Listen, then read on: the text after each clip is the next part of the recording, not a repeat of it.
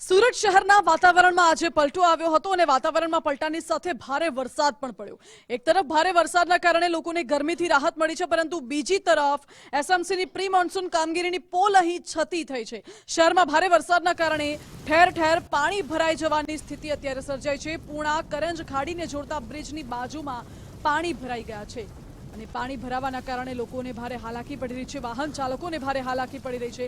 SMC મોટા જે pre monsoon કામગીરીની દાવાઓ કરે છે એ દાવાઓ અત્યારે પોકળ સાબિત થઈ રહ્યા છે। હજુ તો આ પ્રથમ વરસાદ છે અને પ્રથમ વરસાદે જ એસએમસીની પોલ ખોલી કાઢી છે। આગળ આખું ચોમાસું બાકી છે। વધુ જાણકારી આપી રહ્યા છે સંવાદદાતા રાકેશ। જી રાકેશ, અહીં શરૂઆતી વરસાદમાં જ ઠેર ઠેર પાણી ભરાઈ ચૂક્યા છે।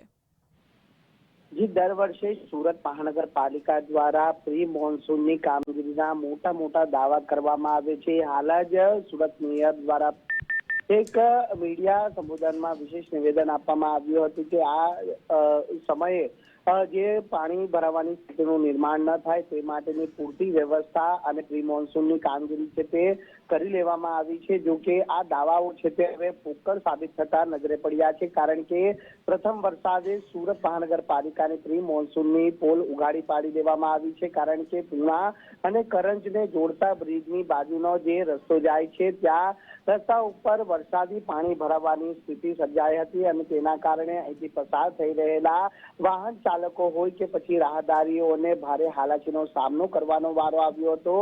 વરસાદ થંભી ગયા બાદ પણ પાણી જે પ્રમાણે નિકાલ થવો જોઈએ તે જોવા નતો મળ્યું અને તેના કારણે લોકોની જે મુશ્કેલી છે તે યથાવત જોવા મળી હતી। એટલે સુરત મહાનગરપાલિકાના અધિકારીઓ દ્વારા જે પ્રી મોન્સૂનની કામગીરી કરવામાં આવી હતી તે માત્ર કાગળ સીમિત કરવામાં આવી હોય તે પ્રકારની સ્થિતિનું હાલ નિર્માણ થયું છે।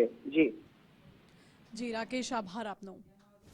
સુરતમાં તંત્રએ પ્રી મોન્સૂન કામગીરી જાણે કે માત્ર કાગળ ઉપર કરી હોય તે પ્રકારની ઘટના અહીં સર્જાઈ છે।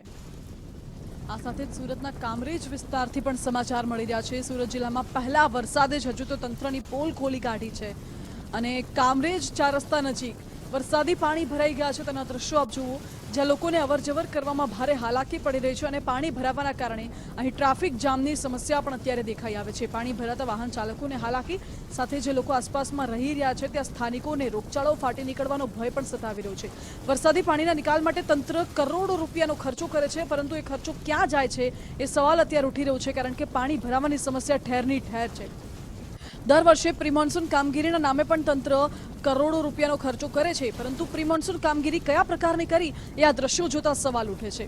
બીજા પણ સમાચાર સુરતમાંથી મળી રહ્યા છે, જ્યાં ભારે ઉકળાટ અને બફારા બાદ ધોધમાર વરસાદ પડ્યો છે।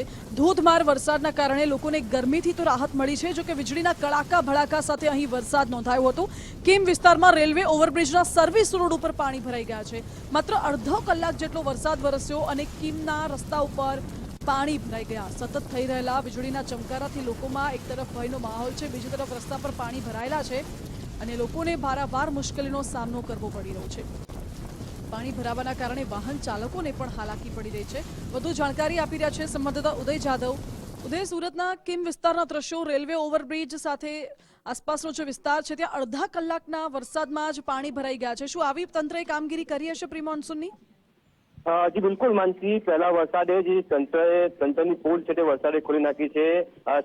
કામરેજ હોય કે પછી કિમ વિસ્તાર હોય, સુરત જિલ્લાના અલગ અલગ વિસ્તારમાં પાણી ભરાવાની સમસ્યા છે તે સર્જાય છે। મહત્વનું છે કે બપોર બાદ સુરત જિલ્લામાં ધોધમાર વરસાદ વરસ્યો હતો। ખાસ કરીને ભારે વરસાદને કારણે કામરેજ નેશનલ હાઈવે નો જે સર્વિસ માર્ગ છે તેના ઉપર પાણી ભરાઈ ગયા હતા। પાણી ભરાવાના કારણે વાહન ચાલકો જે હેરાન પરેશાન થયા હતા, ત્યારે તંત્રની જે પોલ છે તે પહેલા વરસાદે ખોલી કાઢી છે। આ જ રીતે કિમ વિસ્તારમાં પણ જે સર્વિસ રોડ છે તેના ઉપર પાણી ભરાયા હતા, તેને કારણે વાહન ચાલકો હેરાન પરેશાન થયા હતા। ત્યારે સુરત જિલ્લામાં જે રીતે અડધો કલાક થોડા સમય માટે જ વરસાદ પડ્યો હતો અને આ વરસાદે તંત્રની પોલ ખોલી નાખી હતી, તેને કારણે લોકો છે હેરાન પરેશાન થયા હતા। સુરત જિલ્લામાં ધોધમાર વરસાદ છે તે વરસ્યો હતો, તેને કારણે લોકો છે તે પહેલા જ વરસાદમાં હેરાન પરેશાન થયા હતા।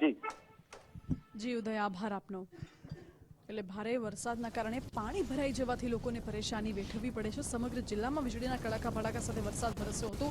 આ ત્રણેય દ્રશ્યો આપને દેખાડી દઈએ। સુરત જિલ્લાના અલગ અલગ વિસ્તારના કામરેજના દ્રશ્યો, કિમ વિસ્તારના દ્રશ્યો અને Kim railway overbridge service road પર પાણી ભરાઈ ગયા હતા। પાણી ભરાવાના કારણે એક તરફ વાહન ચાલકોને હાલાકી, બીજી તરફ ટ્રાફિક જામની સમસ્યા, તો ત્રીજી તરફ લોકો વચ્ચે રોગચાળો ફાટી નીકળવાનો પણ ભય અત્યારે સતાવી રહ્યો છે।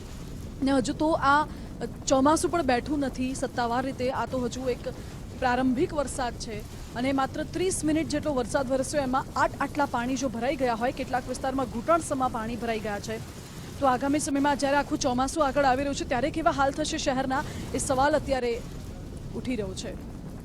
સુરતમાં હજુ તો શરૂઆતી વરસાદના કારણે જ પાણી ભરાઈ ગયા અને આ વચ્ચે સુરત જિલ્લામાં ફરી એકવાર વરસાદ શરૂ થયો। ભારે પવન સાથે અલગ અલગ વિસ્તારોમાં વરસાદ વરસ્યો છે। વરસાદ વરસતા વાતાવરણમાં ઠંડક પ્રસરી છે। સુરતના બારડોલી, ઓલપાડ, કામરેજ સહિતના તાલુકામાં વરસાદ નોંધાયો, તો માંગરોળ, મહુવા સહિતના તાલુકામાં પણ વરસાદ પડ્યો છે। રસ્તાઓ ભીંજાયા છે। વરસાદ આવતા લોકોને ગરમીથી, આકરા બફારાથી રાહત ચોક્કસ મળી છે, પરંતુ કેટલોક નીચાણવાળો વિસ્તાર એવો છે કે જ્યાં પાણી ભરાવાના પણ શરૂ થઈ ચૂક્યા છે। આ તરફ વરસાદ આવતા જ ખેડૂતોમાં પણ ખુશીની લહેર ફરી વળી છે અને સુરત જિલ્લામાં ફરી એકવાર વરસાદનું આગમન થતાં ગરમીથી રાહત મળી છે। જ્યારે આ તરફ સુરત શહેરના જુદા જુદા વિસ્તારોમાં પણ વરસાદ વરસી રહ્યો છે। વાદળછાયા વાતાવરણ વચ્ચે વરસાદની એન્ટ્રી થઈ છે અને પવન ફૂંકાઈ રહ્યો છે, સાથે સાથે વરસાદ વરસી રહ્યો છે। ભારે પવન ફૂંકાવાની સાથે વરસાદના આ દ્રશ્યો આપ જોઈ રહ્યા છો। ધુમ્મસભર્યું વાતાવરણ અહીં છવાઈ ગયું છે અને ગરમીના ભારે બફારા અને ઉકળાટ વચ્ચે વરસાદ આવતા વાતાવરણમાં ઠંડક પ્રસરી ગઈ છે। સુરત શહેરના જુદા જુદા વિસ્તારોમાં વરસાદ પડ્યો છે। ભારે પવન સાથે વરસાદ આવી રહ્યો છે। જોકે એક તરફ વરસાદના કારણે ગરમીથી રાહત, બીજી તરફ પાણી ભરાવાના કારણે લોકોને હાલાકી અને વાદળછાયું વાતાવરણ છે એટલે વિઝિબિલિટી ઘટી છે। દિવસના ટાઈમમાં પણ લોકોએ હેડલાઇટ ચાલુ રાખીને વાહન ચલાવવાની ફરજ પડી રહી છે। આ સાથે વલસાડથી હવે સમાચાર મળી રહ્યા છે। વલસાડ પંથકમાં વરસાદી માહોલ છવાયો છે। વરસાદ શરૂ થતાં જ વાતાવરણમાં ઠંડક પ્રસરી ગઈ છે। ખાસ કરીને દક્ષિણ ગુજરાતનો જે વિસ્તાર છે ત્યાં અત્યારે વરસાદી વાતાવરણ છવાયેલું છે। સુરત બાદ વલસાડમાં પણ વરસાદી માહોલ, વાહન ચાલકોને મુશ્કેલી પડી। કોસંબા, તિથલ રોડ, ભાગડાવાડા સહિતનો જે વિસ્તાર છે ત્યાં વરસાદી વાતાવરણ છવાયું, વરસાદ પડ્યો। કોસંબા, તિથલ રોડ, ભાગડાવાડા, આઝાદ ચોક સહિતના વિસ્તારોમાં ભારે વરસાદ નોંધાયો છે। અને હવે જો બીજી તરફ વાત કરવામાં આવે સૌરાષ્ટ્રની, તો જૂનાગઢના વિસાવદરમાં પણ ગાજવીજ સાથે મેઘરાજાનું આગમન થયું છે। વરસાદ વરસ્યો છે। વીજળીના કડાકા ભડાકા સાથે વરસાદ તૂટી પડ્યો। જો કે ભારે ઉકળાટ વચ્ચે વરસાદનું આગમન થતાં ગરમીથી લોકોને રાહત મળી છે। ખેડૂતોમાં પણ ખુશીનો માહોલ જોવા મળી રહ્યો છે। ભારે વરસાદથી ખેડૂતો ખુશખુશાલ છે અને જૂનાગઢમાં વરસાદના કારણે વાતાવરણ ઠંડુ બન્યું છે।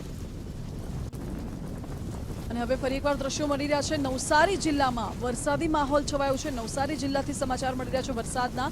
નવસારીના તમામ 6 તાલુકાઓમાં વરસાદી માહોલ છવાયેલો છે। વરસાદી વાતાવરણ છે। વહેલી સવારથી વાદળો ઘેરાયેલા હતા અને હવે વરસાદ શરૂ થયો છે। આકાશમાં હજુ પણ કાળા ડિબાંગ વાદળો ઘેરાયેલા જોવા મળી રહ્યા છે। વાંસદા અને ચીખલીમાં ધીમી ધારે વરસાદ પડ્યો, જ્યારે નવસારી શહેરમાં વરસાદી માહોલ છવાયો છે અને નવસારી જિલ્લામાં વરસાદી માહોલ છવાતા જે કુદરતી સૌંદર્ય છે તે સોળે કળાએ ખીલી ઉઠ્યું છે। સમાચાર હવે દ્વારકાથી મળી રહ્યા છે, જ્યાં ખંભાળિયા તાલુકામાં ધોધમાર વરસાદ ખાબક્યો છે।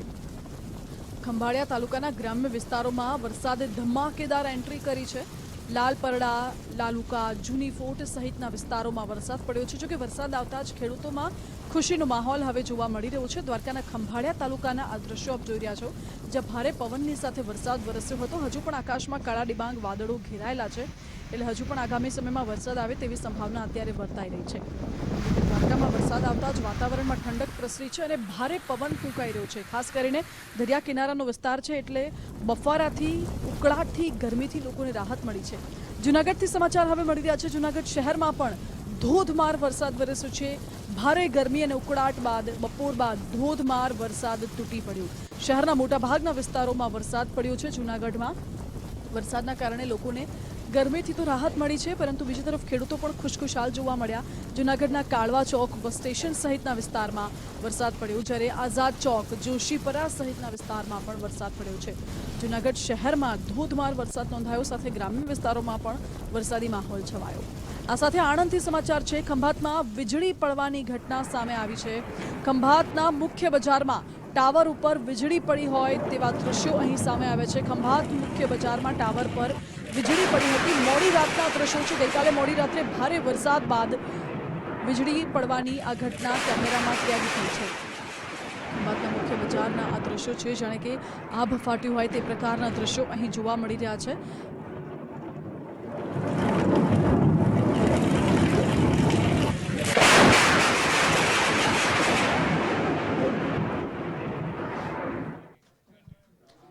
અને વીજળીના કડાકા ભડાકા સાથે વરસાદ આણંદમાં નોંધાયો। જ્યારે બીજી તરફ જો બનાસકાંઠાની વાત કરવામાં આવે તો બનાસકાંઠાના દિયોદર પંથકમાં પણ મોડી રાત્રે વરસાદ ખાબક્યો હતો। મોડી રાત્રેથી જ વાતાવરણમાં પલટો આવ્યો હતો। દિયોદર, જાડા, ચીભડા, રાંટીલા પંથકમાં વરસાદ પડ્યો।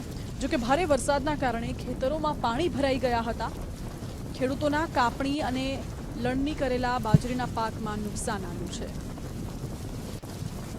વરસાદની ઘણી જરૂર હતી, પણ 5-6 દાડા વરસાદ જો લેટ આવ્યો હોત ને તો ખેડૂતને બધું આ જે બાજરી છે ને એ સમજાઈ જોત।